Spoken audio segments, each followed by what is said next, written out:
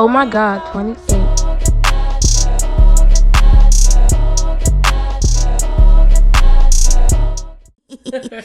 Ski.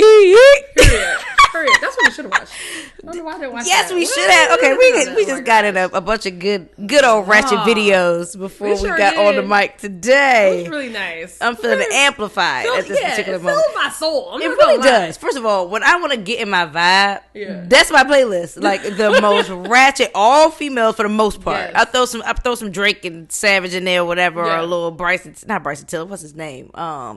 Roddy Ricch or whatever in there. For the most part, it's all right. See me only you in exchange for me. Right after Tomorrow too. Nah, but for real, shout out to Cardi B and Megan's new song Bongos. I've been playing it every day. That video makes me cheese so hard. It's a great video. I can't I really smile so hard at that video. So yeah, it's out fucking shout fantastic. out to Glorilla and her new song Liquor Stuff. Yes, and her little friends. That was cute. Yes, the Wrong One joint. That was real cute. That was real cute. It was giving life. Yeah. Shout out to Fendi the rapper, whatever. Yeah, giving us all the vibes. Mm-hmm. You know what it is. All right, welcome back, y'all. Welcome back.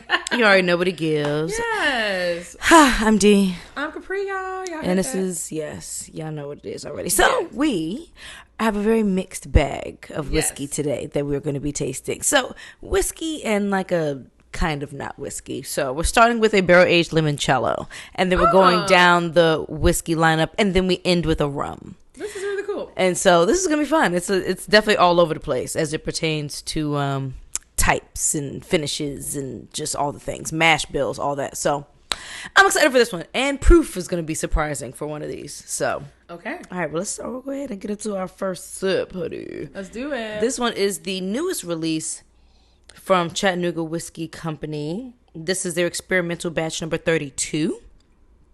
Their bourbon barreled limoncello. And so it's a mash bill of yellow corn, malted rye, caramel malted barley, and honey malted barley. Wow. And then it is infused with lemon peel, citrus peel, vanilla bean, and cane sugar. I don't know why they said lemon and citrus separate. So we're just going to assume that there's probably some orange and lime in here as well. Okay. Because they specified lemon peel, but then also said citrus peel. Oh, yeah. Probably orange and lime in there. Maybe even grapefruit, because honestly, I can smell some grapefruit peel on there. So, but also vanilla bean and cane sugar. This was double pot and continuous column distilled. Nice. Finished in a single-use Tennessee high malt 53-gallon barrel for 3 months. Okay. And in total, this batch size was 3 barrels. Wow. Okay, we are at 85 proof. It smells like all your lemon desserts, your lemon bar, your lemon pies. Ooh, I used to love sugar cookies. A good lemon bar. Yeah. I've only had them from one person that they were perfection. Yeah. Charlene used to make them. Well, probably still makes them, but my only experience eating them was at Charlene's. And that, oh my God. Because I'm a chocolate girl, so it's got to be delicious for me to be eating a fucking lemon bar or lemon tart or some shit. I'm not a tart dessert girl. It's got to be executed to perfection. Yeah, I like my sweets nice and dark. Yeah, and deep. And rich. Sometimes I'll like a bright dessert if it calls for the moment, but usually I want that caramel, that chocolate, that warm torch something, warm it up. Give me a cold scoop of. Yes, God. Damn, I'm hungry. I feel like this was the problem last episode too. I was like, damn, I'm hungry. Let's stop talking about this. Oh man, that's funny as fuck. This nose is delicious. It's giving all the peels. Oh no. I was thinking about it, bitch. Point me to the tacos. Point me to the crunch wrap. Period. Right. Well, by the end of this episode, we'll decide if we're. What's going on? Next up on Soul Palate Podcast, will they or won't they? Right.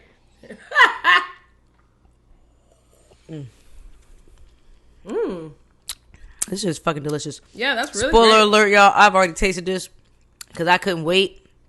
I was waiting since I saw them post about it. It's delicious. It's not that as lemony as I thought it was going to be. It actually has some really nice round. It's because it's more than just. It's probably primarily lemon, and then they back it up with the rest of the citrus peel. That's probably why they separated the lemon peel aspect, because it is limoncello at the end of the day. There is apparently orange cello, and I want to try it. I meant to try it while I tastes like lemon pound cake. Yes, lemon pound cake makes with like lemon pound cake with ground baking spice. It also makes me want for some reason a rum cake. With this on the side. The strength of the spirit, yeah. I can see how we give you that because a good rum cake is you could taste that rum, right? And so I could definitely see that. I tell you what, this shit is good. Get out of here! It's tasty. That's really really good. Really good. Wow. Bomb. Yes. Bong. Bong. So I'll just be scrolling. I'll be just scrolling, and I came across this video, and I just want to know like, what is y'all really in relationships for? Wow, because I didn't see this one. Okay, I'm confused about y'all a little bit. So here we go. We're just gonna open it up. Of course, every time. That's not it. Why does it do that? Good old Instagram, y'all. Y'all know what to give. I'm like, what's going on? Here we go. Bong, here we go. Bong. So this morning, my boy Tim here tweets, "Go to Jasmine Sullivan's IG story immediately." And she asks this one. Okay. Never tell your partner. Ooh, child. It starts off with, stuff I can understand. I faked every time we did the D because I didn't want to hurt his feelings. They breath stink because I don't want to hurt their feelings. I'm not letting my person go out here with their breath stinking. Darker. This person said, "I think he's a little bit ugly like his mom, and I'm glad we don't have kids together." Bam. My big and I'm secretly still trying to get divorced before he puts a ring on it. Yikes. Ma'am. Ma'am. Not my man yet, but he'll never know my girl bestie be using the strap on me. Why y'all telling Jasmine Sullivan this? Why are we telling Jasmine Sullivan this? Need to stay secret. You thought you played me, but I already cheated first. Like, why y'all together with these people? What? What's the meaning of this? Child. I had the sets with both of her parents. Both of them? Both of them? Both of them. How? That's nasty the time I for broke starters. into his house and he caught me wasn't the only time I had broken in. What you say now, Chuck? What is going on? What you said, Chuck? Ooh, child. I had 2 double homicides on him with 2 different men.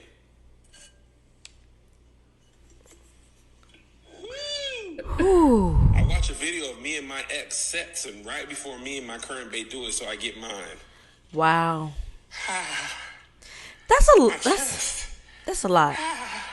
We renting in a house I bought 4 years ago. He doesn't know. He just deposit rent money every month. Cristo. Gloria a Dios. Jesus Cristo. Que entrante. Que tranada. Que tranada. In his booty while I was eating it. I'm telling Jasmine Sullivan this. She gonna write Hotels Part 2, have all new stories from Instagram. But that ain't clean. That's nasty as hell. I think you gay. I think I'm gay too, so.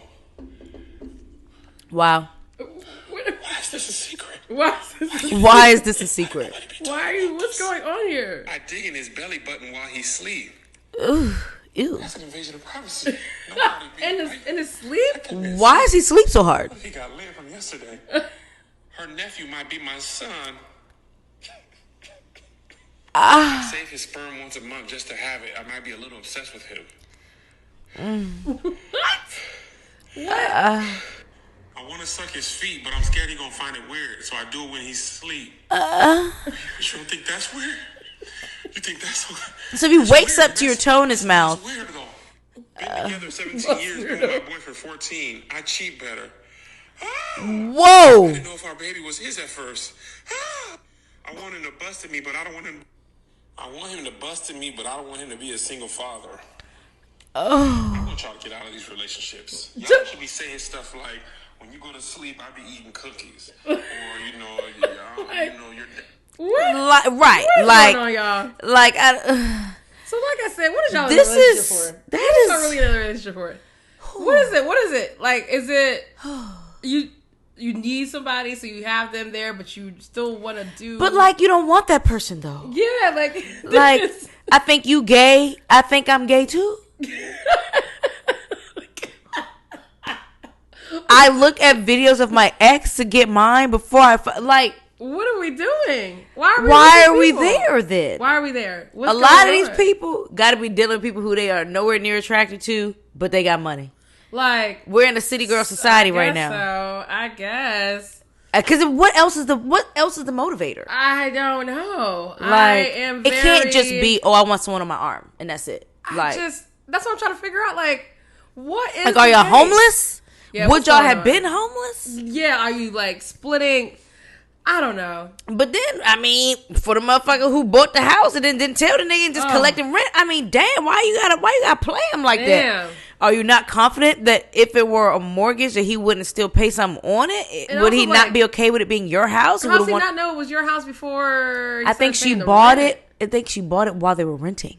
And just never told him because she didn't have to because they're not married. Oh my God. So she just made an investment and it's just still, she had a built-in tenant.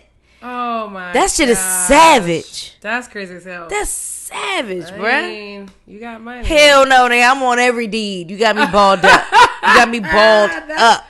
Crazy as hell. Like what? What are we doing? How are we doing it? And then the person who slept with both parents, like, was this a threesome? Like there's no context. Yeah, like, is it our? I want to know if both parents were moms. Is it two dads? Like, is it a mom and a dad? Like, what are we doing? And how did they proposition you, or did you proposition them and they went for it? Like, what were was you there while your girl wasn't there? Like, correct. Like, did they like? I'm just confused. What were the non-verbal cues that gave y'all the indication that y'all were both parties were down? I don't know. There's also and also that everyone was willing to hide it from the partner. Man, okay. Like, your parents have to be next level trash just to fuck horrible. your bitch and not say nothing to you. Not a goddamn thing. Wow. Not a goddamn thing. I saw another video where there's this girl who does she'll read people's like confessions, and there was this mother who called her daughter a hoe and was mad that her daughter was bringing her boyfriend around the house, and she thinks that her daughter's boyfriend is fine, and she's been trying to throw the cakes at him, but he doesn't want to take it, and now they're staying in the house, and she's just like, how do I let him know that I'm single and I'm fertile too, and this and that, and like, ma'am, not that I'm fertile too. You are like, it's your daughter's boyfriend. Regardless of what you think about your daughter, where's your sense of loyalty? He's with your daughter. Not because you're old, maybe because you're old too, but bitch, get it together. But he's also with your daughter, your like, seed, your you offspring, your spawn. If she's a hoe, it's your fault. You call her if she's a hoe, it's your fault. Girl. Guess what? I was trying to take your daughter's man makes you a hoe as well. Pot calling the smaller pot black. Like, what are we talking about? What? Yeah, no. People out here doing crazy shit and just telling people that they're doing crazy shit because they think, I guess, people want to get stuff off their chest at the end of the day. Some people think it's normal. Some people just want to get off their chest. Some people think that shit is genuinely cute.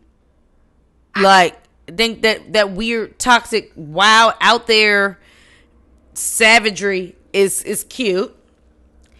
Every season is a city girl summer at this point. Even though the city girls really be laid up with one, maybe two niggas. Maybe. Because I'm not convinced that Carisha's out here with a bunch of niggas right now. I'm just not convinced. Oh, no. She's with Diddy. I think she's just happily single, but also with Diddy. Like, so I think Diddy does what he wants, but as long as Carisha's happy, he's just allowed to do what he wants. Yeah. And she technically could also do what she wants, but she probably doesn't want to do much. Because what's the point? What's the point? I already got a billionaire, so. Like, what's up? Also, the rest of y'all motherfuckers out here, there's no reason to try to entertain. Child. At this point, like, I mean, maybe, child. Maybe. I guess it got to be the right scenario. It got to be the right scenario. It really do. I don't know. It's a lot. Look, but point me to the sluts. What's happening? What are we doing? My thing is, I wonder how Jasmine Sullivan feels reading all these. Like, it was probably so just shocked and appalled. Yeah, because when you see, so Kevin on stage, she's the one posting she posted those memes. Stories. He put it together in one, and she reposted people's answers and put like the memes in her memes. Yes, her responses basically like, oh my god, like. It's hilarious. It's Jesus hilarious. Christ. So she was like, what the fuck? Damn, now I kind of want like a whole bunch of followers just so that I can like post a question like that and see what people confess to me. I'm just like, treat me like the priest for a day. Sure. Like, I won't reveal your identities. I'm okay. I don't need to know. I want to know. That was too much for me to know. I'm a reality alone. TV girl, so I like peeping into people's shit. That alone was too much for me. I was like, oh, that's a lot. No, that's a lot. That's like some of that shit I'd rather not know. I would rather not know that you ate ass, that you ate filthy ass, saw tissue in it, and still went in. I would rather live my life without ever having that information and that visual. That'd be the fear of my life too. I'd be like, Lord, that's why I want a fresh shower before I fuck in general, because I'm like, my ass is too big. I just don't know what's happening throughout the day. I don't know what's going on. I can't always know what's happening back there. I mean, like things are spurring the moment, and I have to think like to myself, like, what kind of bathroom did I use today? Because I never fucking know what's going on. My ass is huge. It's a big butt. It's a lot of ass back there. You know, I've been trying to clean it all the way out. This is keep why my wipes on me, but like, what have I thought? Sometimes you don't never know. Never ever will you ever have to worry about me eating ass and finding any foreign objects back there, because I'm just not even approaching the area. I'm great. I'm an ass grabber. I'm an ass smacker. I can do a lot of things. Yeah. But it will never touch my mouth. Yeah. We're just not going there. I eat for this exact reason. Like, the fear for me is just too deep. I'm stuck in my brain now. You're already there. We're all already there. Not quite, because I gotta worry about no gooch. Like, I don't gotta approach none of them areas. I'm not messing with balls and shit. There. It's not so far at all. You know, I'm great. Traveling. I'm great. You're right there. I'm great off the gooch. I'm great. I'm not even approaching the area. I don't have no desires whatsoever. Let's get into the second sip. Let's do the second sip, child. We're talking about eating ass. Now this one, for the brand and for the fact that this is a Seelbachs pick, it's a very surprising proof. So we are, for our second sip, drinking Pursuit Series Rye Select episode 62, and this is a Seelbachs Select. Oh, nice! I don't think I've had a Pursuit Series in a while. It's been a while. It's definitely been a while. So this is 5 years old. Bardstown Bourbon Company 95.5 Rye Malted Barley. Okay. 89.4 proof. Okay. This is probably the most approachable in terms of proof that we've ever selected. 89. 89.9. I don't think we've ever done anything under like 90 proof. Oh. So this is like super mild, which on the nose definitely translates. Oh, proof. That's not the ABV. The ABV is what? No, the ABV is like what? 48 and some change. No, 49 and some change. Gotcha. 49.2 maybe. Right, gotcha. I was switching proof and ABV at that moment right there. So yeah, 49.7. Because ABV is always half of what the proof is. Yes. Gotcha. Mm-hmm. Okay. Yes. Approachable. We love it. All right. Ooh. I'm getting an interesting amount of like caramel and vanilla on the nose. Yep, like 100%. Something's nutmeg, like earthy a little bit. Mm-hmm. Almost like sweet dry sweet potato, but also, you know what it is? Yeah, and I'm thinking like sweet potato fresh out the dirt though. Right. Because I was gonna say I'm getting dry dirt. Maybe even like a carrot type of thing, like fresh out your garden carrot. Yeah. Actually, I could see that. Skin, all that on there. Yeah, all that. Dirt hasn't been brushed off yet. Yep. Okay, so it's giving root vegetables. Nice. It's really cool. All right.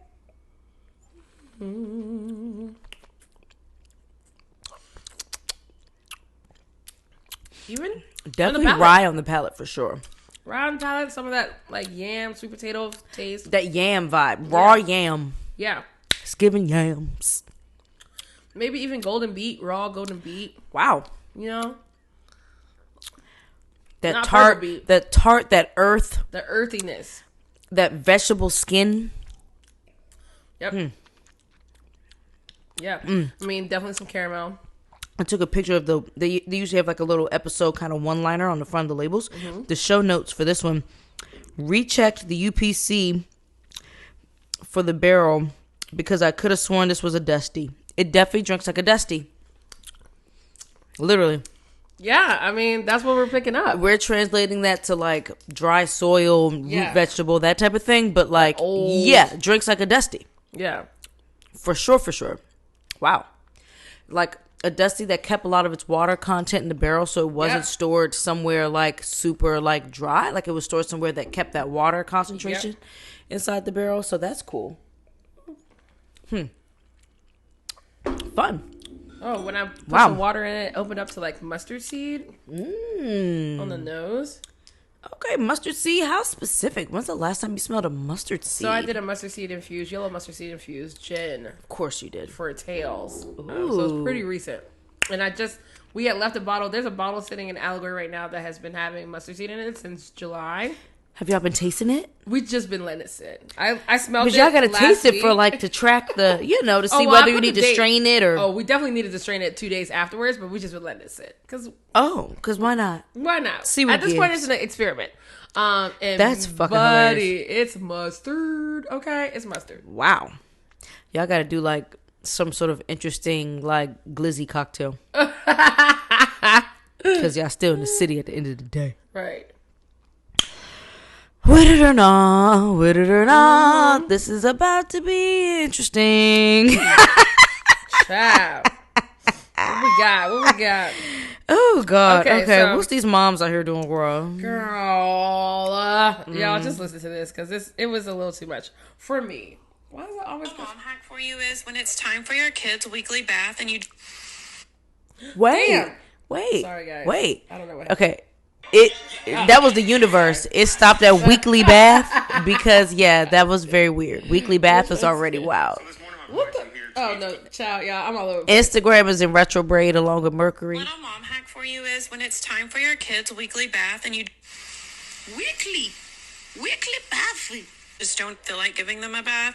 Give them weekly bath. A tub of hand sanitizer and sanitizer. Tell them to wash themselves off with it. Yeah! Thank you. We don't do that. We don't do that. We don't do that. We definitely do not do that, my dear. My dear.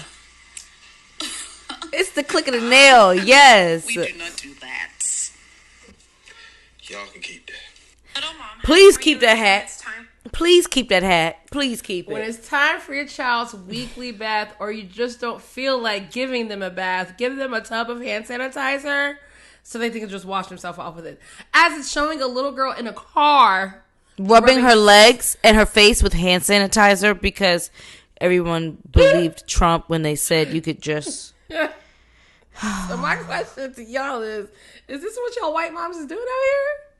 That's what we give it? Because I can guarantee you the black mom's not doing that. Is that what we give him?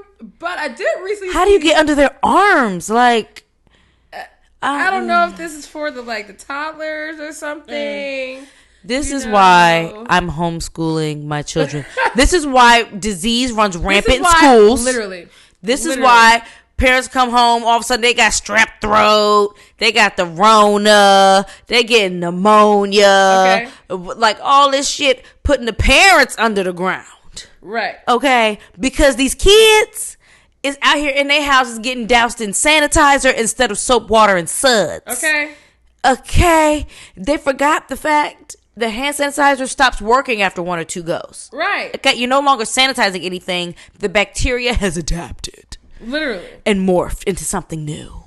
So, bitch, no. So you're the reason. You're the culprit. You're patient moms zero. like that. First of all, CPS or whoever the federal agency that's in charge of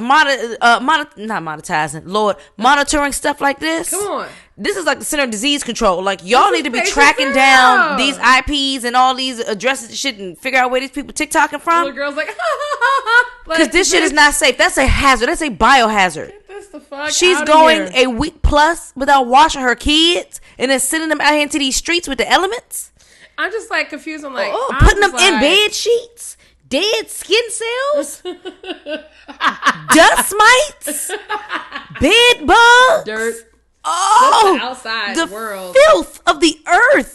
Mm-hmm. What if a bug was alive just sitting on her skin? Probably. And now that bug is in her bed. Yeah. And there's a cesspool of bacteria and things for it to feast on. Little girl's going to have a high immune system. Oh, my God. Oh, my God. Oh, this made my soul hurt. Oh, my chest is caving in. Listen, that shit crazy as hell. The walls are closing. I said, wow. Oh, wow. It's making me itch. Wow. And I just showered. Weekly? Oh. Yeah.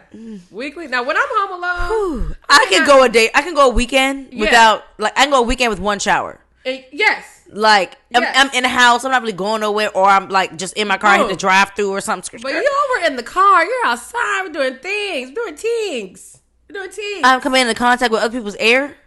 Okay. Like, they could have laughed in my presence, coughed. Like, what are we talking about? That's what we're doing. Okay. That's what we're doing. Okay. And I get it. Not even like, there are people. I mean, I'm talking about children, because, Jesus. I know people go through depression. And kids don't like report everything they've dipped into that day.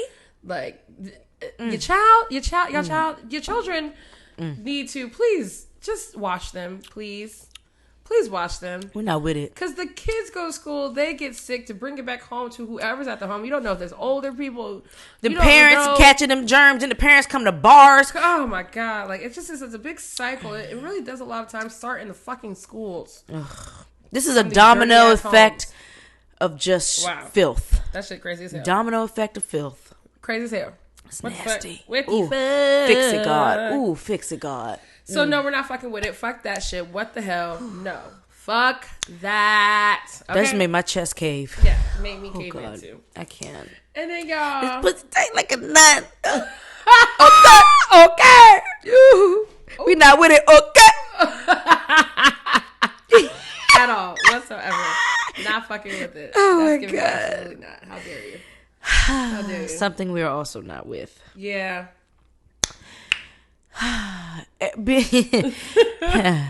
Latin, white, Asian, Indian, doesn't matter. Any person.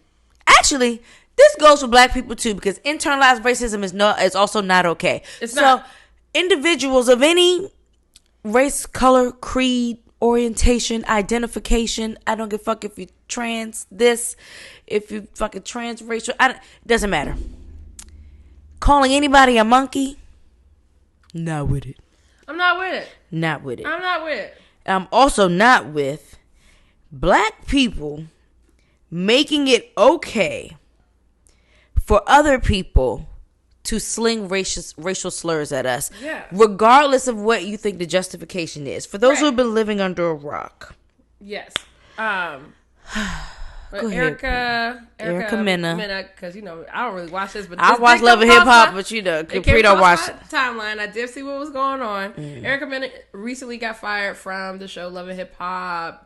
Love and Hip Hop Atlanta. Yes, Atlanta. And because she's bouncing around the cities at this point. Okay, yeah, and I guess her and another young woman, I don't know her name. And the Jamaican girl. Yes, the dance hall icon, Spice. Yes, were brought to dinner by one of the other people. Well, they were brought together by Shekinah. Let me give you a little tea real quick. Let me give you a little context. A little contextual tea, child.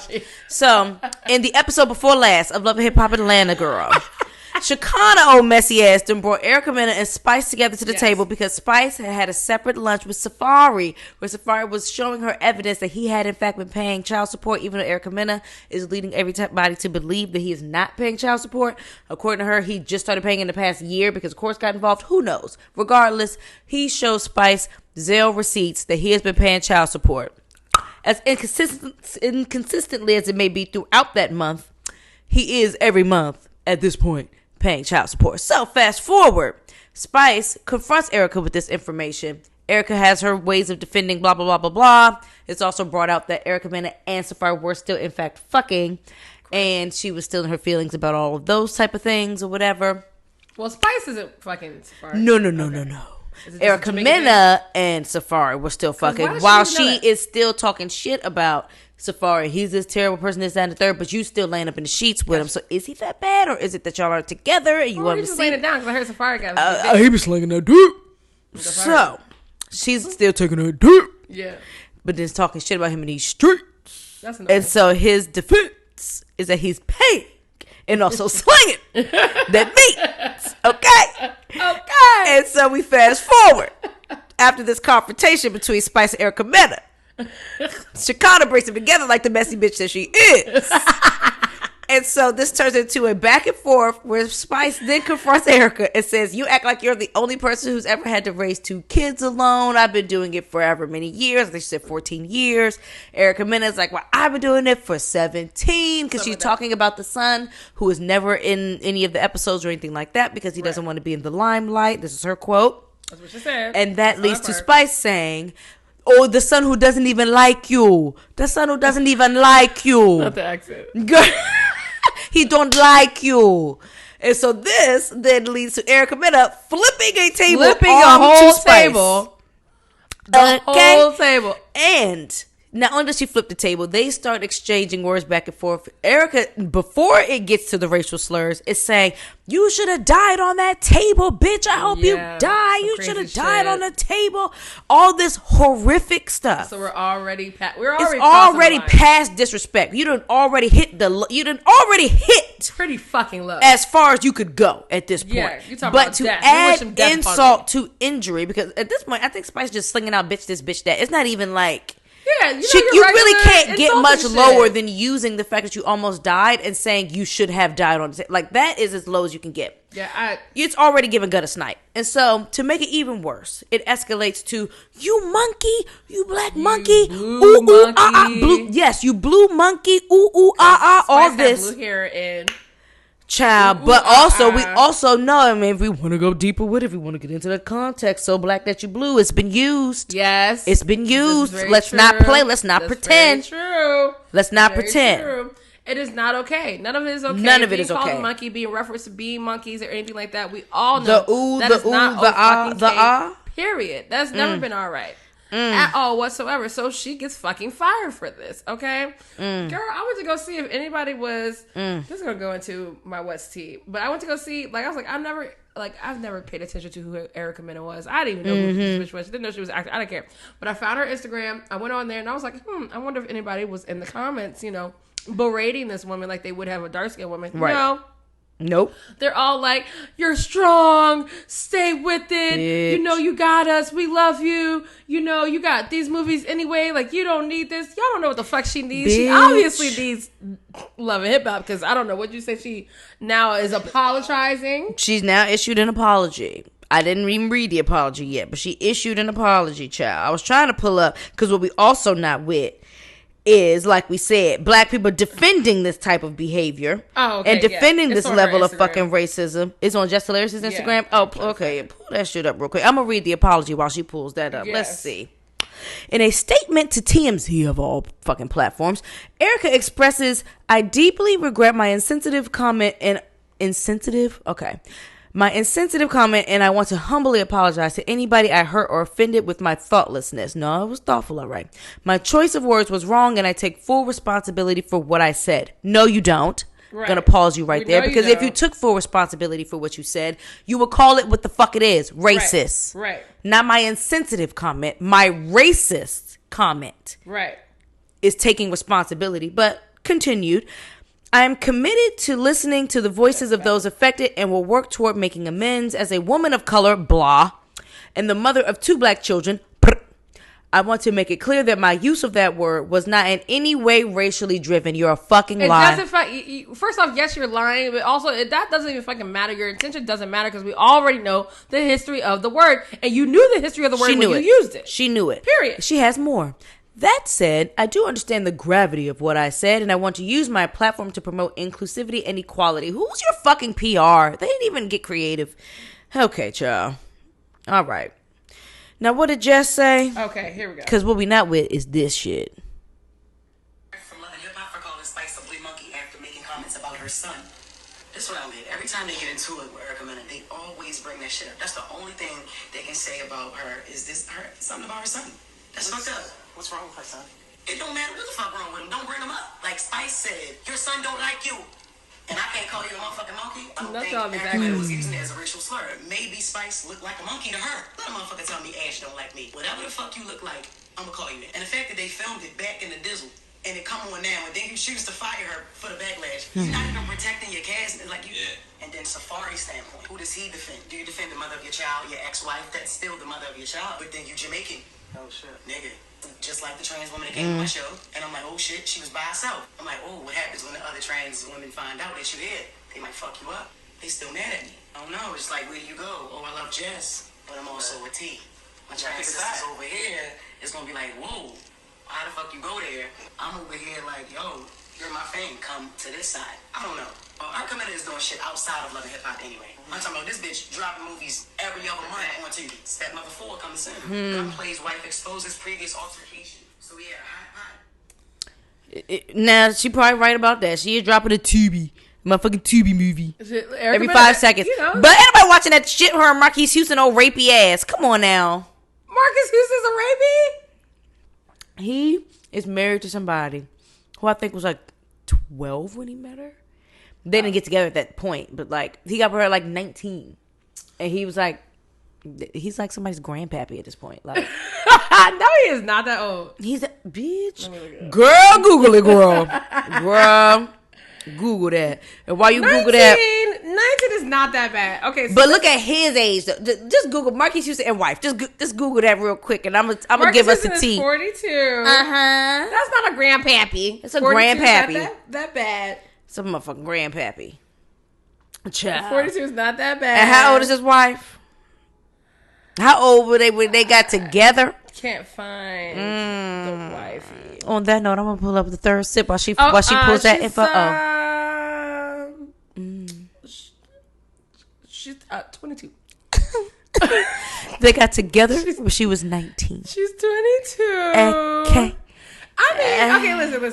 19, you're technically already an adult. You're technically, in the eyes of the law, an adult. An adult. So she made her decision. She is made a good decision because, bitch, at 22, she's got a child that's going to forever bond her to this man of money.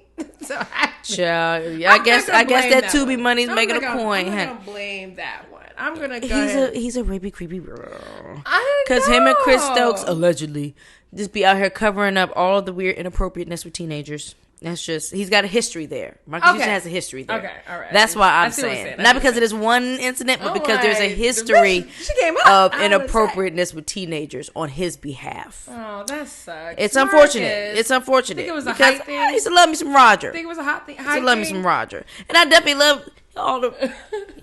And you got served the shit, you know. The naked song. The naked joint definitely was a hit. Video was a hit. The body was bodying. The body was bodying. But damn, if only that body wasn't bodying up against teenagers. Damn, if he's allegedly. now, that means he was always older than I thought he was. He was probably older than the sisters, than T and Tamara while playing Roger. Short as fuck. That's so hilarious. it might be a height thing too. He looked like a child, be around the children. Oh God. I'm not trying to make it any better than what it is. I'm not trying to make it any better, y'all. I'm really not. But I'm trying to figure out what the fuck. Even going, but go. So no, we're not with that either. With us, damn, Marcus, get the fuck. That really fucked me up. It's unfortunate. That really just fucked me up right now. Okay. I'm confused. But just hilarious girl. Exhausted girl. So if someone called you a monkey, you be alright with it. Hell because no. They had a justification. If they ooh and ah at you because you said something shady to them, no, you're not gonna be okay with it.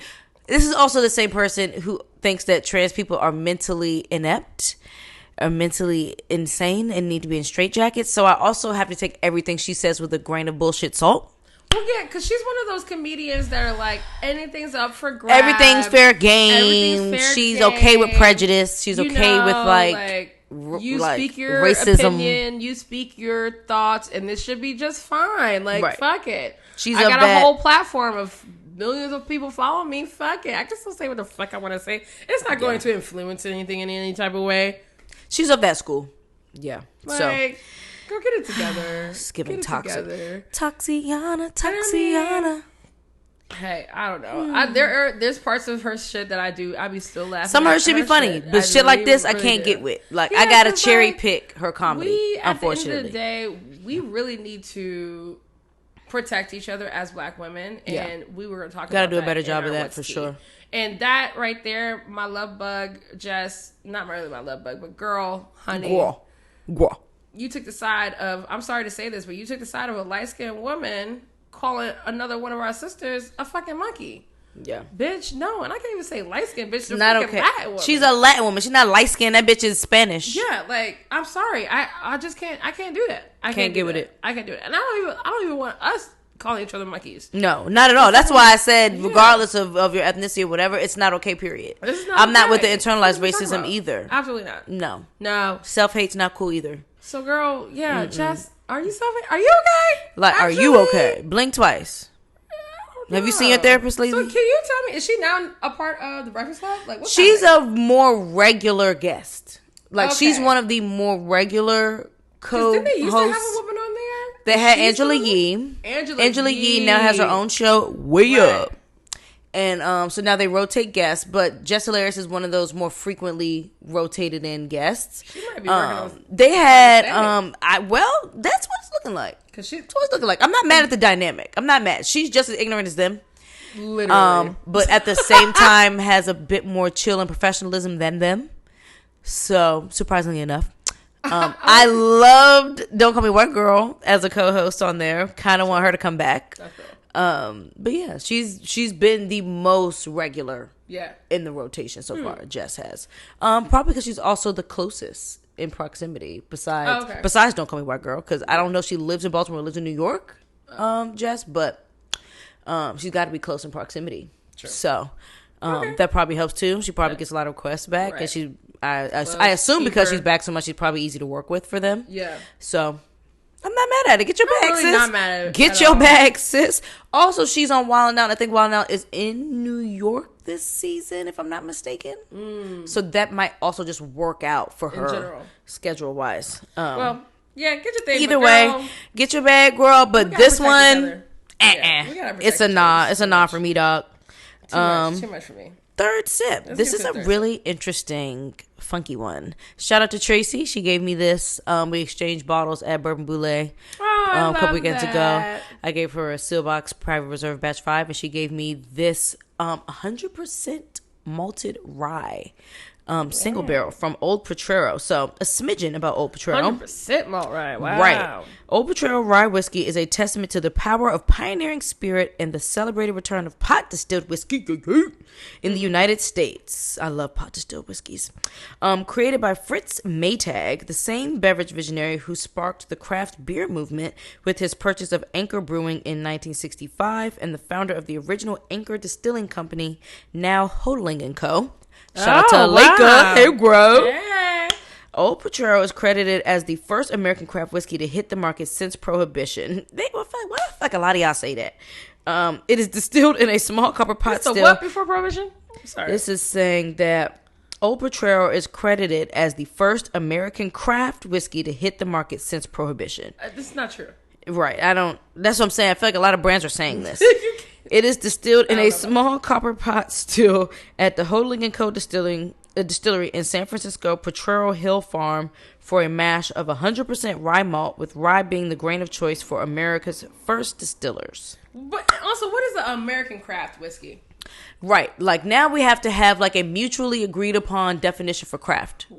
Because right now craft is still American very like... craft whiskey? That's really specific. How do you know you're the first? What is craft whiskey? Everybody's crafting whiskey. Yes, I get what they're saying in terms of the fact that this is 100% malted rye. This is copper pot distilled. Like, those type of elements are more craft than your typical 95.5 this, or your, high corn content rye, but also column stilled, and so you're cranking out more and like that type of thing. Like, so there's some aspects there that you can justify as craft. Let's go dictionary. We love to use a dictionary, child. Okay. Definition number 1 under noun: an activity involving skill in making things by hand. Okay. Definition number 2: skill used in deceiving others. Oh, crafty.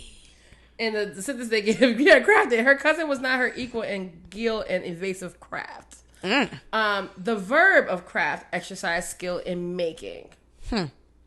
Yeah, so by this definition, you can't call yourself the first. It doesn't make sense. But, I mean, we're going to go with that. A little bit about their single barrel reserve rye, because we are going to be sipping a single barrel in particular. Nice. Aged in extra fine grain American oak, the wood has air dried for 24 months, and the barrels were fully toasted and then charred by hand over an oak fire. The mash of 100% malted rye was fermented for 4 days and then double distilled in traditional copper pot whiskey stills.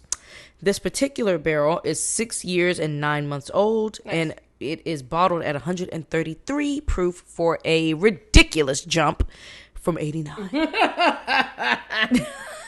The truth. Okay. Shout out to Cardi B. I love you, girl. Yes, girl. I really do. Love her so much. So good. The shoes was popping in that shot. In the video, every girl. shoe was giving me every shoe. That $2 million video, you go, girl. All that sponsor shit, you ain't come out of pocket $2 million. Okay. But that's why I love it. You pocketed that $2 million, honey. I mean, the nose is malty for sure. Like malt always gives you a certain level of like earthiness, a little maybe minerality, but there's like a funk that comes with it. Definitely a funk. There's a certain air of sweetness that comes with it. A little bit of marshmallow. Yes. Like marshmallow that you might have just put over the fire, like it don't have that torch to it. Just got a real big whiff of red hot cinnamon. Yes. That's where like the sweet is coming in from, like that just singed marshmallow. Right. That sweet that comes in a red hot because it's still a candy. Yeah. Like, wow, like it's like processed sugar almost. But not almost. No, it's processed sugar. Yeah, but that's what it's giving on the nose for sure. Wow. Also, some dry cacao. Once I smell from the top, I get a tiny bit of red fruit. Yeah. It tastes like red hot. And then chocolate. Yes. Wow. Red hot, chocolate, earth, funk, that soil. Wow. Pepperiness. But that funk is like, what are we at? Like the 50, primary. Was it 60? Give me a couple more. That's good. You said, what are we at? What? What's the ABV? So the proof is 133, so that is going to 130 is what, 65? 165. So then we're looking at 66.5. 166.5. Oh, sorry, not 60, but 66.5. 66.5 ABV. Yep. You use your noodle. Trying to, child. That's how you keep your mind sharp, though. Always practice. I always practice doing like change in my head. I always practice trying to calculate tip in my head. Like just to keep, you have to, the brain is a muscle like everything else. It is. But girl, yes. 66.5 ABV. Wow. More chocolate comes out with water. More chocolate. For sure. More chocolate on the palate, too. That raw cacao turns more into like dry, dark chocolate. Ooh. That's good. I kind of want this like in a cocktail of some kind, but I don't know what. Ooh, it's hot. Maybe my espresso martini. Because it's got the notes. And once that water is introduced with some actual, like, I got some Amburana coffee beans in the house. Ooh. That is interesting. Let's give it up there. We're just going to do a squash. I think I'm going to do a couple more drops myself. I'll tell you what, I'm not mad at it. It's good. Do another 5, so I got 11 drops. Yeah, now it's turning into a little bit like chocolate powder. I love good old science.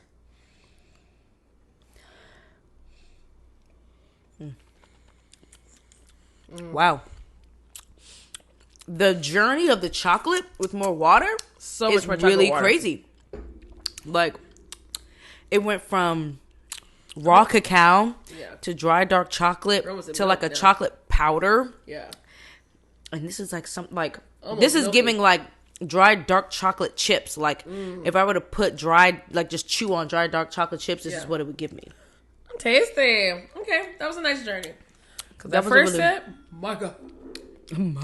My God, today. All right, y'all, now we're going into what's tea. We're going to talk about what's the latest news, what's type of things that's what's going on.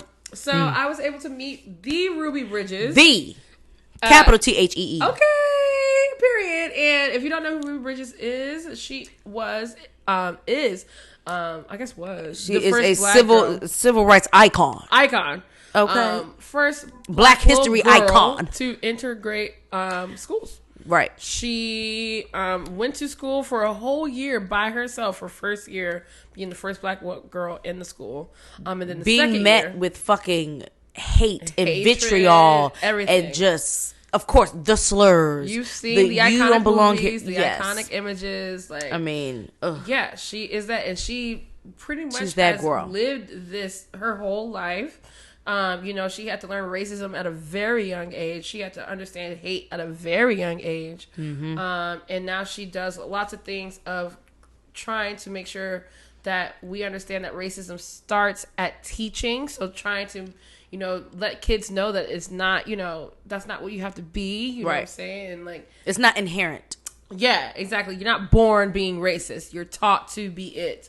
So she does a lot of work in that space. So she was recently in DC.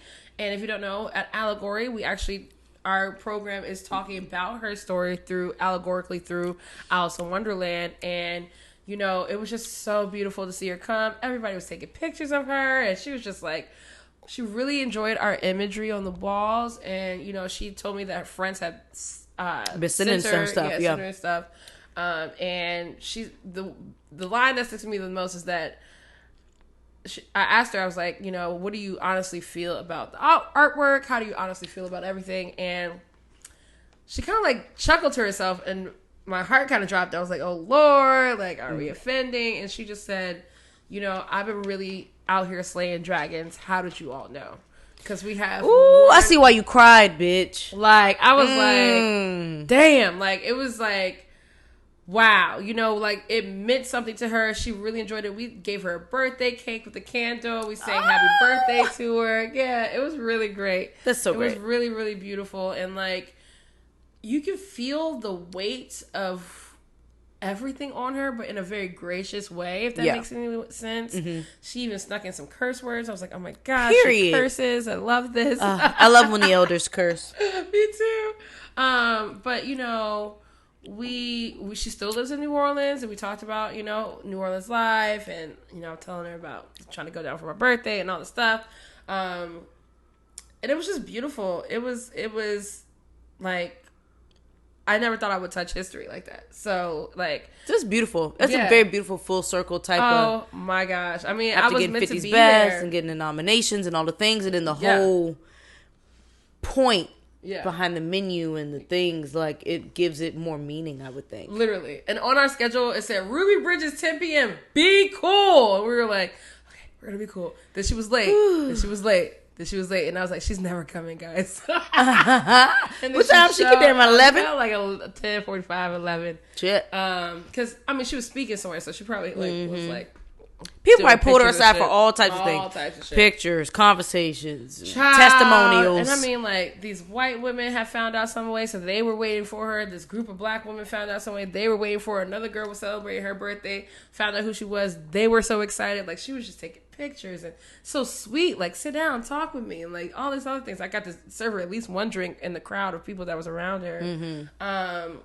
And it was great. We all got to take solo pictures. We all got to sit down and talk to her for like a good 10 minutes because we had to close up. So we couldn't sit and talk that long. But I mean, like, it was, as soon as she left, we were like, oh my God. Like, everybody was like, wow, wow, wow.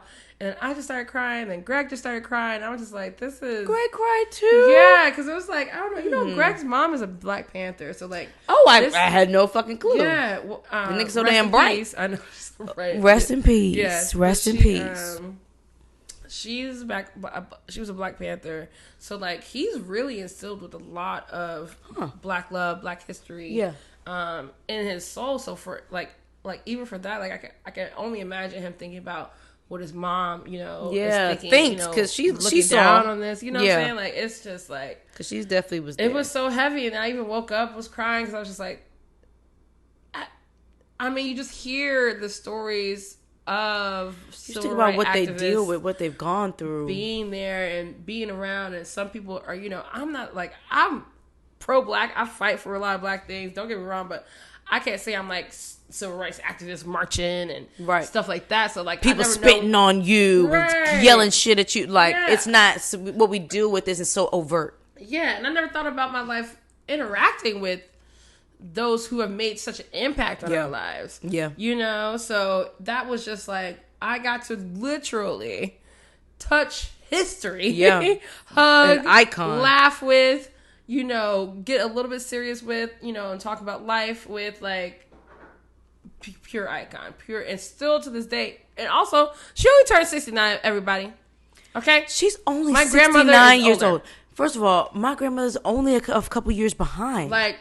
Like my grandmother is. I think about that though. Like I can't remember. I'm always fucking up her age, but still, in the 70s. I think about that shit though, because my grandmother was born in 57. Yeah, that was before integration. Yeah, like I just be thinking to myself like, what the fuck is DC in 1957 like? Ooh. Like to be born into that, like, because DC is a very unique city. Yeah. it's a very interesting place. Yeah. Like that crosshair, literally between north and south. Yeah. Like technically below the Mason-Dixon, but also like not considered south. Literally, 1961, y'all. That is when Ruby Bridges went into those doors the first time. 1961. And like I always also think about like my grandma was only the 4 years thought old. process of the parents. Yeah. You know, like the thought process for me of like, because did the parents go up there with her? No. I mean, they did not walk into the school. Walk in with her. That's what I'm saying. The cops walked her in. The fucking future helicopter parent in me, I would have had to walk in there hand in hand with my kid. Like, I gotta see what's going on for myself. Like, I gotta see. I gotta lay eyes on the teacher and shit. I gotta catch your vibe. They probably couldn't. They might have been prevented from doing so. Yeah. They probably was prevented from doing so. Because I can only imagine a black mother, especially. Ooh. Oh, nah, not my baby. I'm going too. What's up? I mean, but her parents were the one that, she didn't make the decision. Yeah. Not that I know. Right. I mean, she was 6. Right. At some point, there had to be a mutual decision to go every day. I mean, to show up every day, knowing after that first day went. To show up every day though, to deal with the walk. Yeah, the walk up. Man, two white guys. It takes a special human. I think there's at any age. An interview where she says, I think the picketing and stuff stopped after a while. Of course, people got tired. Yeah, because they're like, oh, like the bitches. And people got sick of their own kids. Right. They literally. Y'all ain't had nobody to babysit y'all fucking hateful rugrats every day anymore. We can't scare her away. She's gonna keep going. Yes. Right. Correct. She's gonna keep going. Slang dragon. And she's kept going. She was supposed to be the one. Also, her name Ruby Bridges, bridging the gaps. Come on now. God don't make no mistakes. Never, ever, never has, never will. Never has, never will. I mean, he might have made a mistake making us, because once again, I have no hope for humanity. But we're here, and so now, no, there's no mistakes. There is yin and there is yang.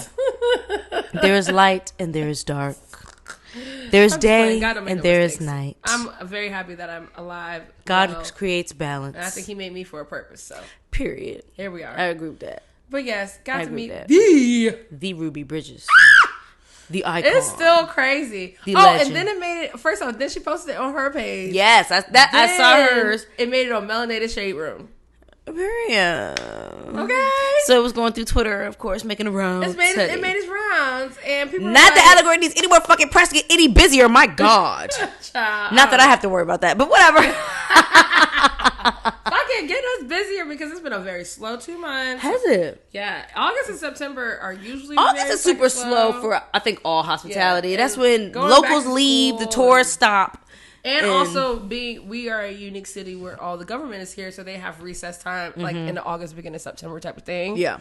So I think everyone's coming back in the next week or two, but October is when we really start to get busy again into the holidays. Can y'all believe it? People get festive again around October. I know I am. I think I'm going to have another Halloween party. Oh, you should. Mm-hmm. You should. Monica's volunteered me and Ron.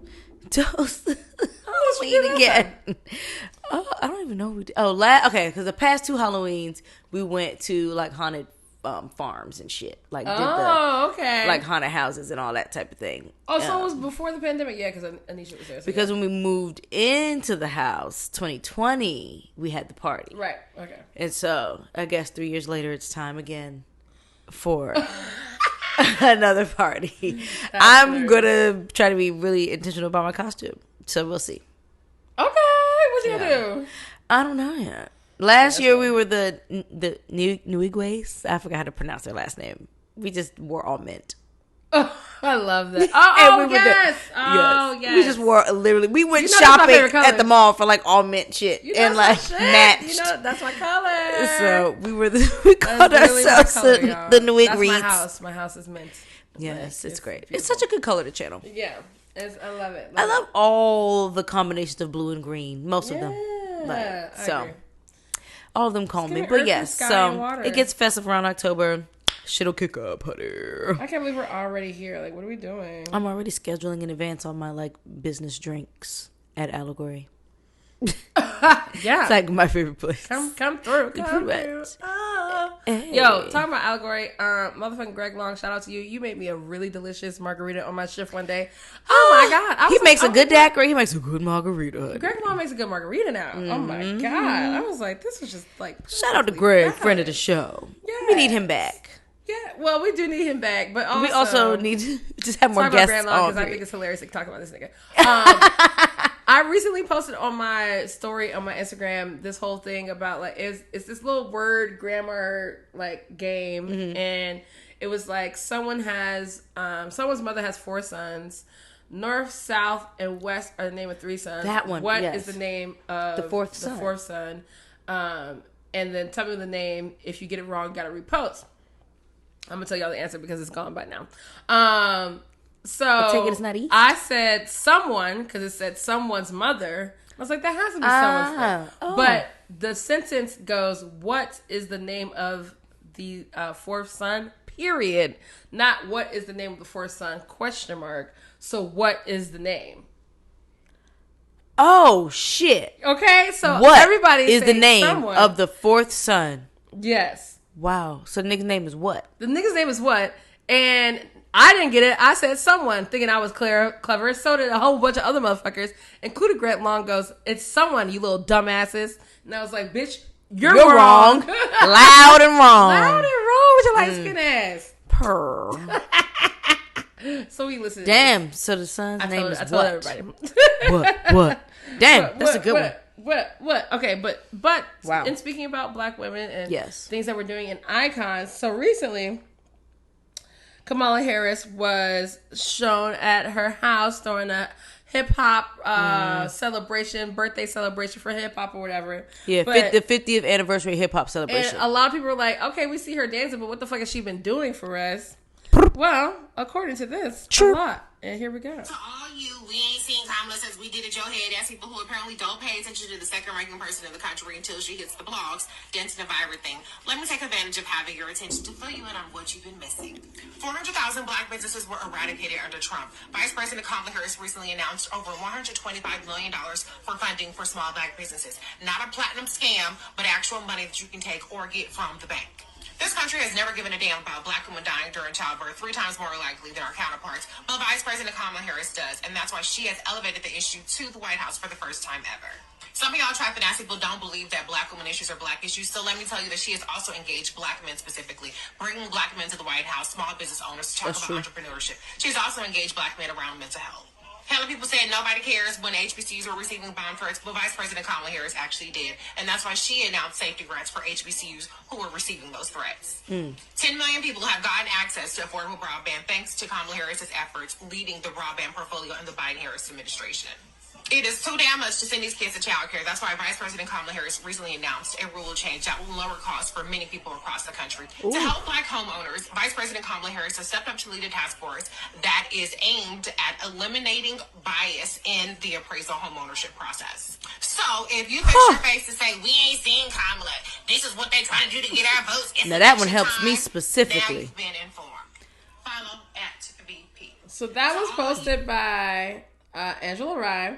And she goes, let me help out the we ain't seen Kamala people who have managed to skip over her 1,000+ events, hundreds of world leader meetings, portfolio wins because they only see what hits the gossip blogs. VP Kamala Harris has been busy on issues around black businesses, black ownership, HBCUs, black maternal health, reproductive rights, voting rights, childcare, clean water, and much, much more. Wow. Follow at VP if you really care beyond wanting to talk BS. Nah, for real. For real. Follow. I wasn't talking any BS because I really don't pay attention to politics in general. But the coming years, and honestly starting at the end of this year, we are all going to have to really follow. I live in DC, so I don't get to really vote for a Senate, the state, and different things like that where, you know, I really encourage you all to get involved, acclimated with the people that actually create and write laws. It's not just about the president or the vice president or which party. It is about the people that are writing the laws, not only federally, but also per your state. Because that's where we're seeing most of the changes happening towards the people that hate us. So, I would say, especially with social media now, it's easier. There are especially black women that I follow, who are breaking this shit down in layman's terms that I need to use, where I'm like, what's going on? And they'd be like, well, girl, this is what's going on. And they're breaking down what's politically happening, and saying it to me. I will try to figure out. Angela Wright does a great job on her page. And then there's also a young woman, oh gosh, I can't remember her name right now because I was just looking at her video earlier, who does the same thing for me too. She was actually on Lene's page. Lene, okay. Yes. Lene's also really great at doing it too. Yes. If you don't know who Lene is, I mean, she's gotten pretty busy recently, so I'm not really sure what's been happening. I haven't seen, she might have did a parking lot pivot that I might have missed, but she's really good at keeping us up to date with that too. And if you go to Lene's page, she recently took a break and had other people that posting do these things. Yeah. So I would definitely, which was so smart. Yeah, I would definitely just go to Lene. Don't give me the line because I don't know her page by heart. Yeah, because I follow once I hit the follow, I don't internalize any of that shit. Like, I see your face and that's it for me. That's it. Lene Vanee. Yes. What she said. Vanee.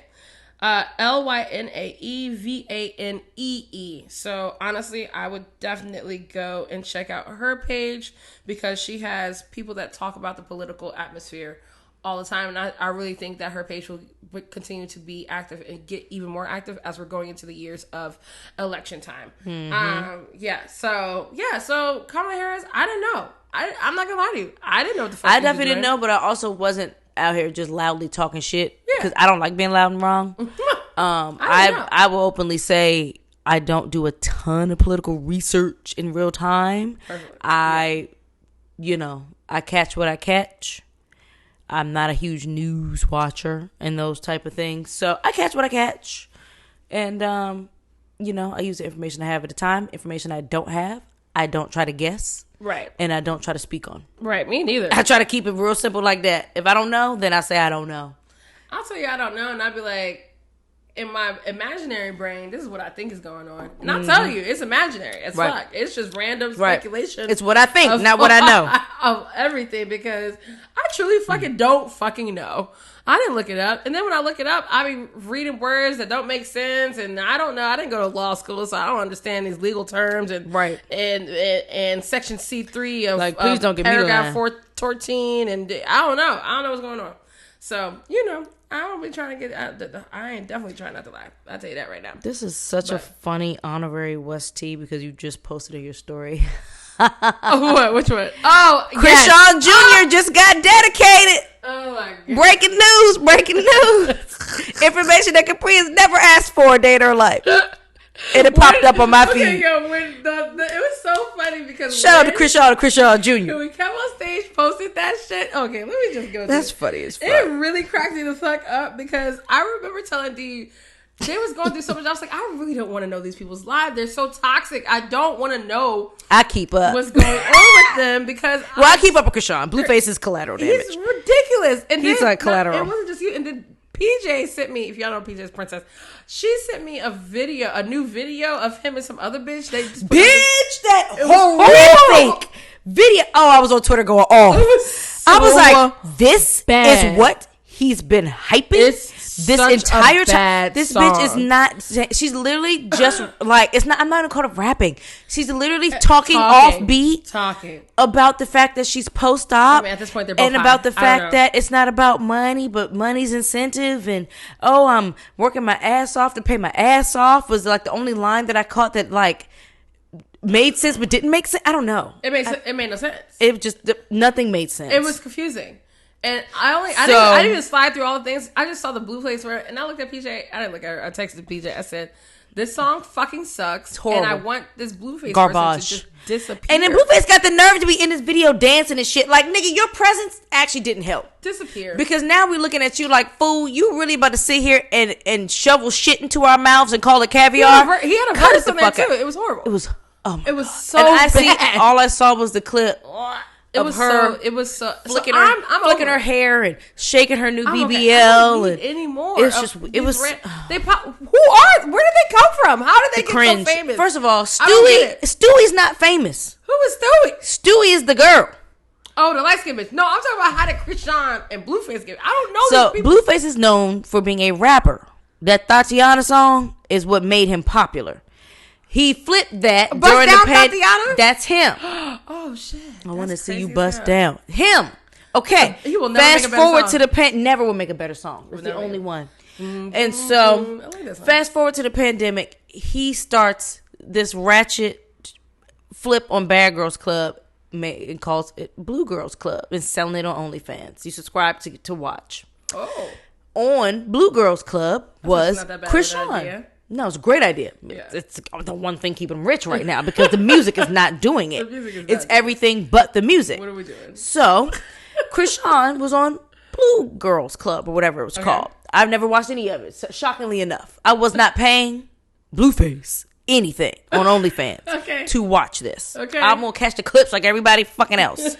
So he meets Krishan somewhere in the mix and intermingled and in betwixt and all that. They somehow managed to be a couple. Yeah. Okay, and then is what you see before you. Oh my god! And it's just now fast forward to finally, she has sobered up, had a baby, seen the light, found God again. She did. And she got from underneath the Blueface melee. Whatever the fuck. Horrible, chaotic world. The vat of Blueface. Of toxic scum. Just a black hole that man is. The toxic black hole that is the Blueface experience. And so, because of that, and because this man has not made any emotional connections with anyone else besides his high school baby mother, a.k.a. Stewie. Because if you look at her face, oh god, head and shape and aesthetic, it's giving Stewie from Family Guy. That's hard, guys. It is also giving Drewski.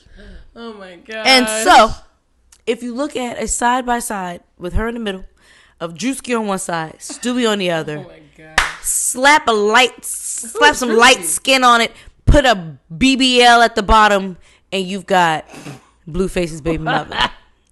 And picture all of that in a music video with girls dancing on beat to a song that's happening off beat about her operation and about how you bitches are haters. And oh my God. she likes to post op where her ops post. Oh my god. It's just so many really bad lines. It's just what are you talking about, bitch? You are not a real person. It's that motherfucker right there. I'm telling you, that motherfucker right there, they ain't real. He ain't real. That motherfucker. That white bitch was tripping. I don't know what she was on. She was on so much. It's so horrible. It's really bad. It's such a bad It's like song. Scary bad. So anyway, all that to say, that motherfucker ain't real. Shout out to Krishan and Krishan Jr., who just got baptized. Shout out to Krishan for making her son her motherfucking JR.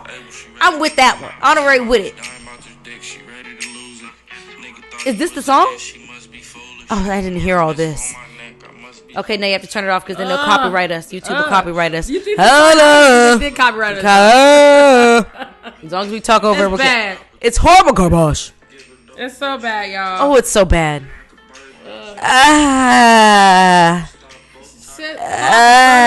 Something.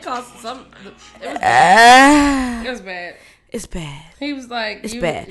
Finally, CPS is looking into. Give a fuck about your son or some shit, son. Finally, CPS is looking into them after he posted the video asking his son is he gay because he didn't want to look at grown women strippers in the living room and he would rather get snacks out of the pantry. So hopefully something comes from that. I don't know, but this little boy that's in the video. I hope not. Oh, with the little curly top? Yeah. Oh, that's the son, all right. Yep, that's the one. That boy's like poor thing is getting overexposed sexually from like he's 3 years old. You know, so okay. I just have to say this again because I think we've already said this. Blueface mom, what did you do to that boy? A lot.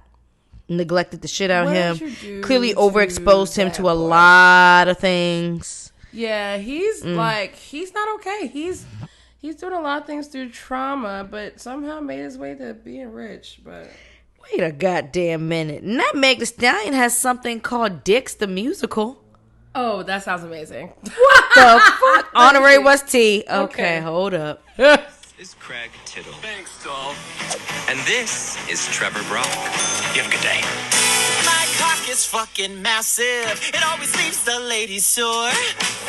money just keeps rolling in. The good times never stop. There's never been a man like me, and I'll always be on top.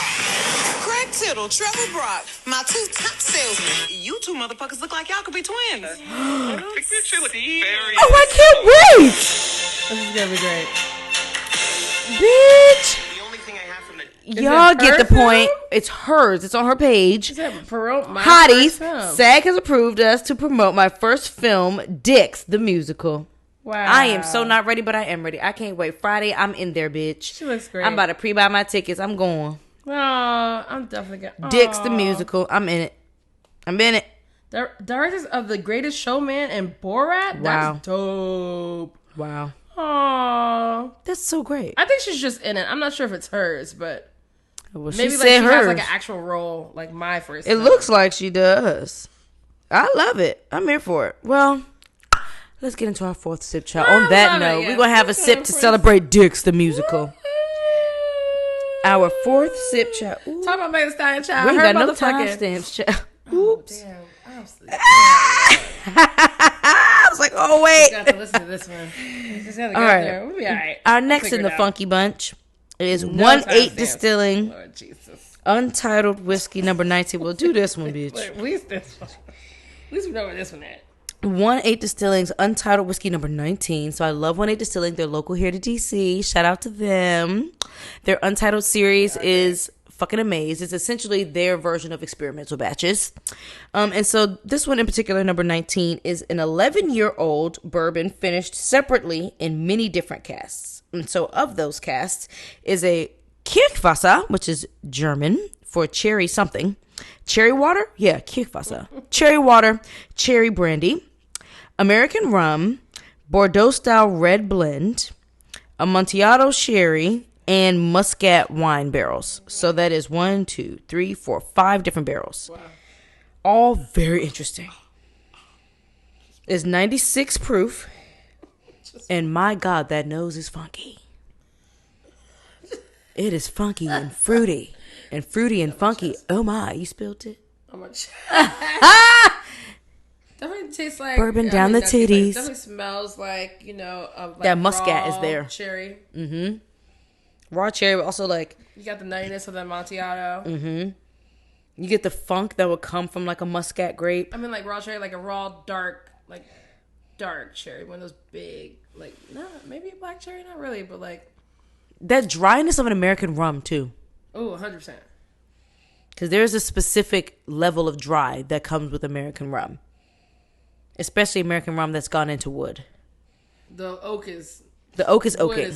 Wood is happening. For sure. It's like a very present undercurrent to all of this like fruit, funk, tannin, pepperiness.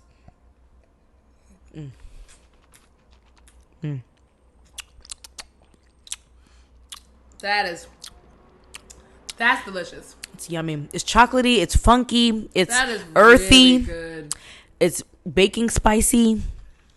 I love it. It is. It's a lot going on it for sure. I actually think this is what I'm going to make my espresso martini with. That is super Maybe I'll tasty. make 2 because I want to try Earthy these. for sure. You get the cherry. Mm-hmm. You get cherry that's like overripe, to be honest. Yeah. Stem too. Definitely stem included. That cacao presence, it wants to be truffle, but it's not enough sweet for truffle. It's like all the things before you add sugar. That is so good. Wow. Yeah, definitely. Even though it's only 96 proof. 1, 2, 3, 4, 5. Give me another couple. Yeah. Yeah, it's good. I'm into it. This is quite the funky bunch. I'm into it. And you know, sometimes when you hear that many barrels, you're a little afraid Weary of of what it's going to give. Yeah. Delicious. Oh, yeah. Water only makes it better so far. Because you could definitely over dilute. But for me, the 7 drops was good. Dark chocolate just coming out now. I'm going to try a couple more. Ooh. Damn. This is a pour I could actually finish. This is I'm might save that for my cheers because that is tasty. Wow. Yes, 1A. Hello, DC. Pretty. Very much into that. Thank you. Ooh, yeah. Water does this justice for sure. Yeah. That chocolate, it's crazy. I just really love how it was great without it into being also great with the water. Mm-hmm. Like, I'm here for that one for sure. That was tasty as fuck. Wow. Might have to make you a single little clip just for you. It was really tasty. This one is love that. Definitely worth it. Yeah, for sure. Good thing we timestamped that one. Well, on the subject of chocolate, honey, let's get back into these chocolate women. Of these chocolate women. And how we can effectively protect them. Because right now, as a collective, we all fucking suck. And by we, I mean you people. Yes. Literally. Because, like, what? I mean, I don't know. From the dawn of age of time, I would have to say, especially... Jesus Christ. Oh, my God. The way my heart just fell into my vagina. Oh, my God. We're traumatized, y'all. You know what? That is great. So, I don't fucking know what this Thank you, universe. I don't fucking know what's going on. Whatever it is. From the dawn of time, beyond the horizons of hope, beyond the valley of despair. When it comes to any of you motherfuckers. That was real poetic and dark. Trying to, I don't know, keep us alive, keep us safe. And I'm not talking about take care of me. I just meant human safety. Right. So if you haven't been paying attention, or you don't want to pay attention, or you don't give a fuck, or you live under a rock, you're past because you're not on social media. Because if you're not on social media, you wouldn't be seeing us. So for all of you, those who are listening to us, you have social media. Right. And if you've been paying attention, a young woman got hit in the face with a brick. Yes. I think it might have been outside like a 7-Eleven or some shit because she wouldn't give a man her number. Now, let's just stop there because people think that is an absurd tale, which it actually is not. Just a couple of months ago, maybe 3 months ago, a woman outside of Noma Station, maybe this was 4 months ago, actually got punched and got her jaw dislocated because she wouldn't give a man her number. Another woman got stabbed for not getting her man her number. These are regular stories, sadly, for us, for all women, and specifically black women. So we go back to her story. So she, after getting hit with the fucking brick, pulls out her phone and talks about how the men around her did nothing. There were black men outside and no one did anything. They all just stood by and let this bitch get hit. Now, I know that we are in a time in life where neighborly love ain't real love anymore. Like, niggas are staying out of people's business. You let crazy shit happen. You go on. You may pull out your phone, record it, but you won't help. A lot of people are not helping when shit's going crazy and awry anymore. So, yeah, we, as a society, we need to get together. So, the Roe, she is now having to overly defend that she actually got hit by a brick in the face by a man. In general, just got hit. Motherfuckers are now playing, internet CSI out this bitch.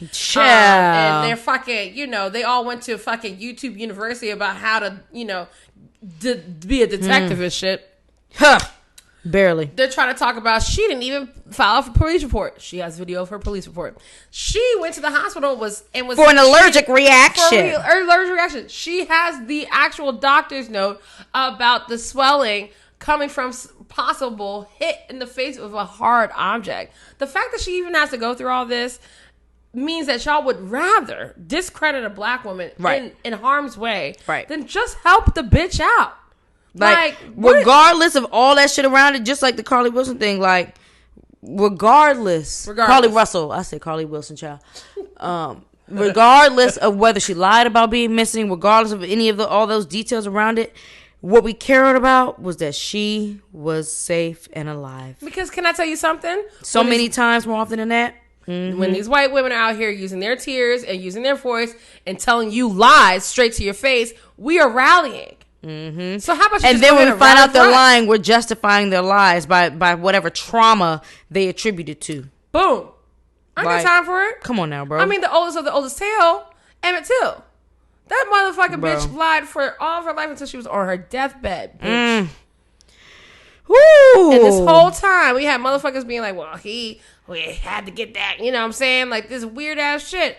Time and time again, we have kids and black boys all over being lied on. Black women being lied on in the workplace. Shit is disgusting. You know what I'm saying? Like, y'all, but we're rallying. Shit is disgusting. I'd go far as say, not even just motherfucking white girls, but light-skinned girls. Like, I don't know what to tell you. I mean, I'm sorry to say it. I'm not. It's like, we really got to figure out that this colorism shit is definitely this colorism, this self-hate, this racism. It's the self-hate for me. Because why are you looking for a way to try to like discredit this girl? And why are you searching for that and victim blaming? It doesn't matter why she got hit in the face. It doesn't matter whether she fake slapped somebody on TikTok for clout, for views or whatever. Plenty of people do that.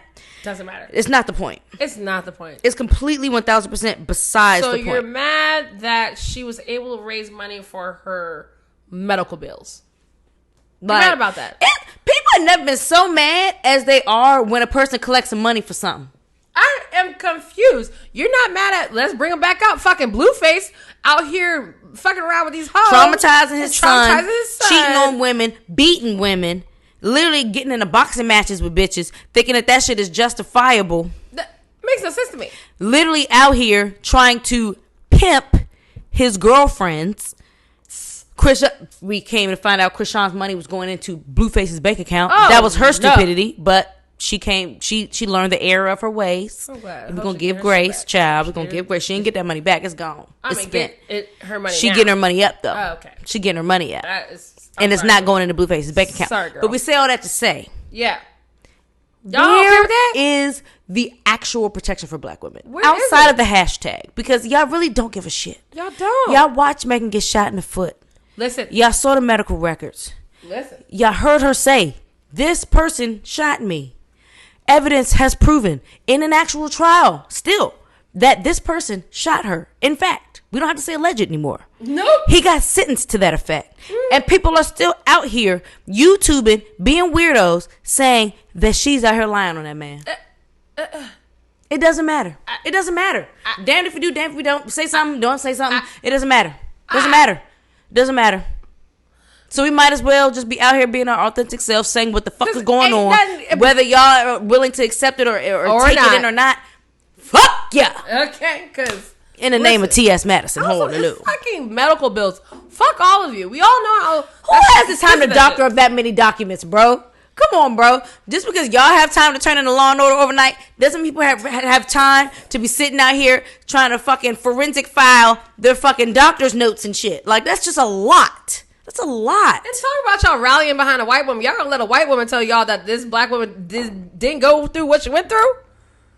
That's what y'all gonna do? Y'all really gonna let these fucking weird alternative punk TikTokers sit there and talk shit about a black woman who just got hit in the face with? Come on, man. Fuck yeah. Fuck yeah. The fuck are we talking about? Y'all are really tripping. Y'all are really tripping. You really need to get it the fuck together. Really get it together. There's a lot to get together in that. There's a lot to unpack. We are still considered the bottom of the barrel. It's really crazy because black women are the fucking best. We literally run this world, but get no fucking power in it. It's crazy. You look to us for everything, from your style to your food to your fucking hair to your fucking, from the literal tip of the follicles of your motherfucking hair, whether you are stringy as fuck or giving 4C, doesn't matter, down to the fucking nubs of the stubbiest of your nasty ass toes. You are looking to black women to tell you what the fuck to do.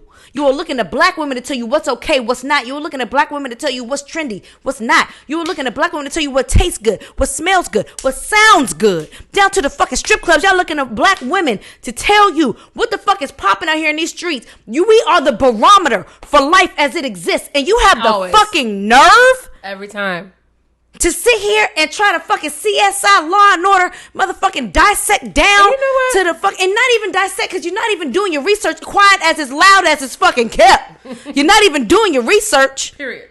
Because research over me search, I know it's trademarked. Don't say nothing to me. consciously. Love you. We here.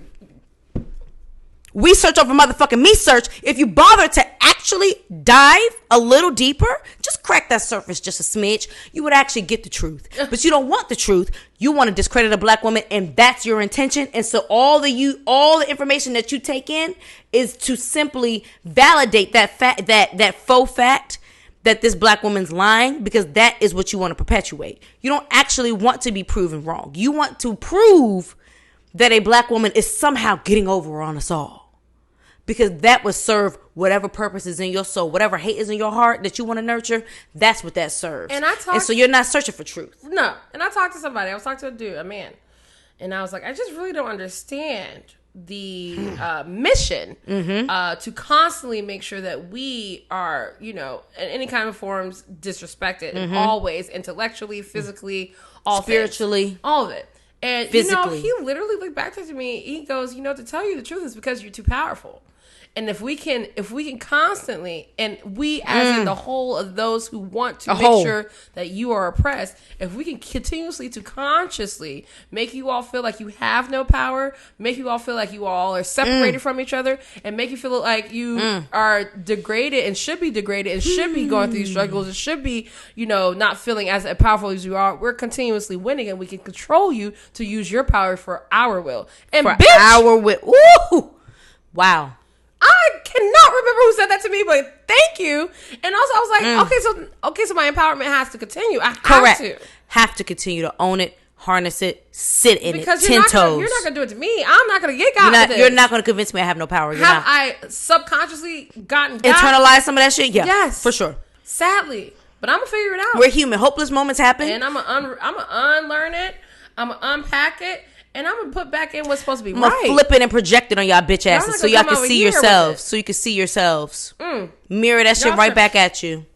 Correct. So, fuck that. Black women out here, we are strong. We are motherfucking powerful. And we do need to stand together. We cannot be doing this shit like, sorry girl, but just hilarious. We can't be doing shit like that. No. We just can't. No. Like, it's not. Because it sets us all back. It's just not helping anyone. It sets us all the fuck back. Period. Not all whatsoever. That's on per. So, yeah. Figure your shit out. Protect black women. Because in real life. We have the strength to protect you all. So, protecting black women is actually protecting yourself. I don't know. At the end of the day. Because who fights harder than black women for all the causes? Nobody. And soon, y'all better hope we show up for the rest of the causes. Y'all better hope, because if we sit on our fucking laurels and reserve our strength for only black women issues and black men, because black mothers are always going to fight for black sons. And honestly, I'm always fighting black men too, because y'all motherfuckers are sad. Y'all make me sad. I'm not gonna lie, but I love y'all strength. I love how beautiful y'all can be, but y'all make me sad. The dark side of y'all, the self-hate side of y'all, the I hate my mother side of y'all, the lack of empathy among y'all, the patriarchal feel, the I need to try to aim to be equivalent to the white man in y'all. And I meant to listen to my I rebuke. I can't remember the name of it, but her clip that came up, she does like this sex podcast, but she was talking about, I think she was talking about the same thing. Black girl with locks usually has them twisted up. Yes. It's like Jamila or something like that. I know what you're talking about. A blonde to red locks. Yes. Yep. And she was like, her whole brand is very like sex positive, very like really active for black women. Like, love it.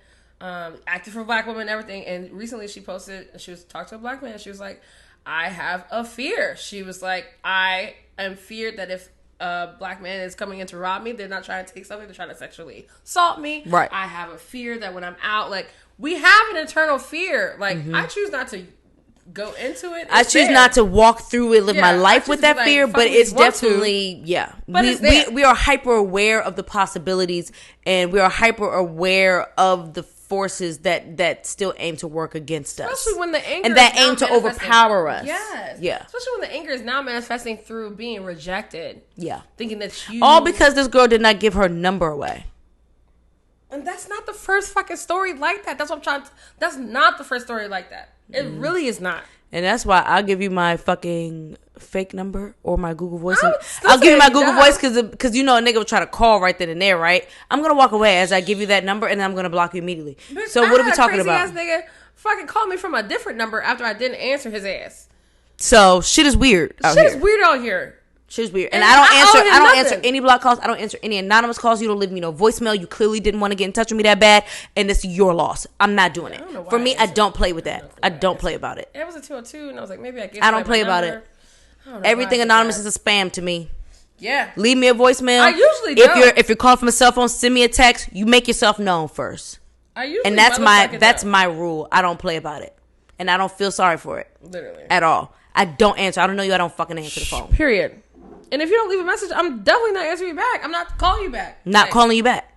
Not interested. Literally. So, on that note, fifth sip. Now we're in the realm of rum, honey. Yes. Don't forget to stamp. Stamping. So our fifth sip, y'all, has not released yet. It's going to be releasing soon. Limited edition from Rolling Fork. This is a Rolling Fork Amburana small batch rum, and they're calling it the Amburana Odyssey.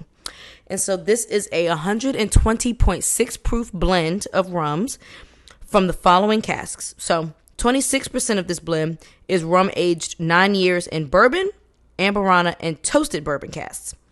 19% of this blend is rum aged 9 years in bourbon, Amburana, and toasted bourbon casks, so a different set of casks. 27% of this rum is aged 11 years in bourbon, Amburana, and toasted rye whiskey casks. And the last 28% of this blend is rum aged 11 years in bourbon, Amburana, and toasted rye whiskey casks. So two of these blends finished finally in toasted bourbon. The last two aspects of this blend finished in toasted rye casks. So there's a lot of interesting kind of elements at play here for this blend. This fucking nose, bitch. Delicious. Oh my God. Delicious. Like, right banana. If you was watching the YouTube, you saw me as shooketh. When I she was shooketh at the sip. Oh no, my God. shooketh at the nose. It's straight banana. It's banana. It's rum and raisin. fucking yes, rum raisin. A hint of smoke, not too crazy. Hint of smoke. Also, you get that. You still get that raw cacao. A specific.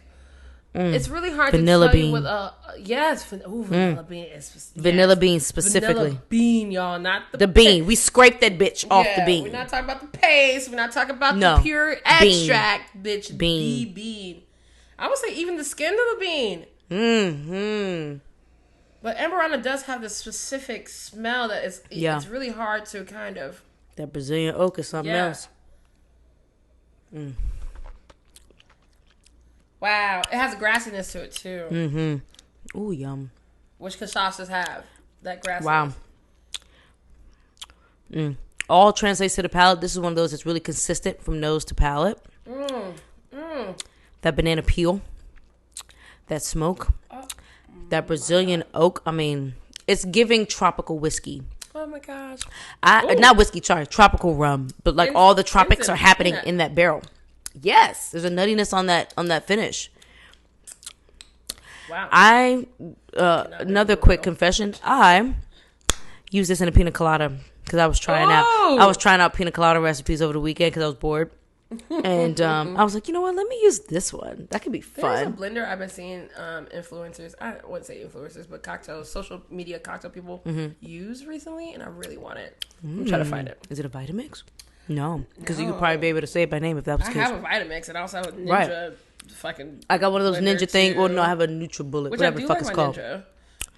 Shout out to Holiday for letting me keep it after her tails. Period. After she stole it, basically. He wanted me to bring it home because he forgot it. Then I just had it. He's like, you can have it. And I was like, okay, thank you. Thank you very much. But oh my God, y'all, this rum is delicious. I think we should also do a separate clip of this too. And yeah, it's fucking fantastic. It's about to be released. It's fan-fucking-tastic. I mean, you probably already did it.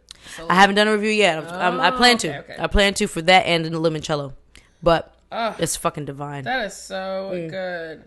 As far as this is my first Amburana finished rum. Yeah. Oh, excuse me. The high proof got caught in my throat. Pause. This is my first rum. Yeah. In Amburana barrels. Yum. Yeah. Sorry, guys. Oh, I be seeing her page. That right there is this type of blender, and it's so cute. Oh, it's so cute. I think Aesthetically, it's like a great. cordless one. Like maybe you charge it. I'm not really sure. She does a great job with her videos. She's really great at the camera. She was just shout out to Jalen Little. You were just at the bar. Hey, girl. Hey, girl. I'm liking this blender situation. Yeah. It's very chic.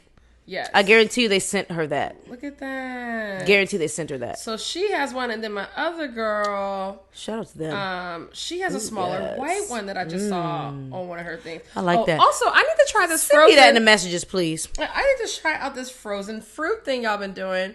And y'all been shaving frozen fruit over you all's cocktails and things. So this frozen Negroni, she did a frozen orange. And then let me try to find my other girl's page. Because she did a coconut margarita with frozen pineapple shaved on top. Damn. And it looks really bomb. delicious.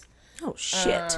Yeah. I might do some frozen banana on top of my espresso martini and they're today. Just shaving it right on top. It's really fucking cool. That is really cool. And I really like the way it looks. I got a grater. I could do that, I guess. Right. I was going to say, I'm about to play around with some... I got frozen banana in the freezer. That's all I got right now. I'll play with it. Yeah, don't play with it. Don't play with it. Yeah, you can fucking do that. There you go. Here Sounds she is. bomb. Crafting Cocktails. My girl Ashley Rose out of San Francisco. Hey, girl. She's super dope. I actually did I run into her at Tails? I might have. Girl, I'll be drunk.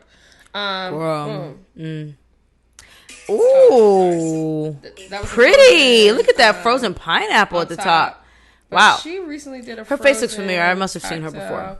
Yeah, I think you definitely have seen her before. She definitely looks familiar. Crafting Cocktails is where you'll see her. But she just recently did something frozen. Boom. I think this is the one. Ooh, frozen watermelon margarita. I'm a watermelon margarita girl. Yeah. Oh, yeah? Down. Watermelon. My favorite variation on a margarita is a watermelon margarita. Really? That and a pineapple jalapeno. Okay. I don't know what my favorite margarita I'm just about anything with mezcal, as long as it's done right. It? Damn. Okay, it's like a squattier version. Yeah. Okay, so clearly I'm about to look into that because if for nothing else, I can get it for content. I need it. I need that blender. Ooh, child. All right, we done sipped 5 sips. We done talked a lot of shit. Yes. I have to pee. Okay. And people gotta eat. And we got meetings and shit, and people gotta eat. And there's a lot of things. We're busy bitches. And we've made it work despite all of our technical difficulties in the midst. And so this is how much we love you. Yes. Please be sure to share this podcast, like this podcast, like this episode of this podcast. Engage with us via this podcast. As you can see, sometimes these episodes are going to be sporadic. Engage while you can. Please. Okay? All except for pour number 3, the old Potrero, we don't sell at Seelbachs, but everything else is available on Seelbachs, TBD for the rum. Yes. And so use the promo code SOUL for free shipping on your orders from Seelbachs.com or the Seelbachs app. And we love you guys. We appreciate your listenership and viewership. And that's it until next time. Until next time. That's an episode, bitch. Cheers. Peace. Ooh. The reverberation of it all.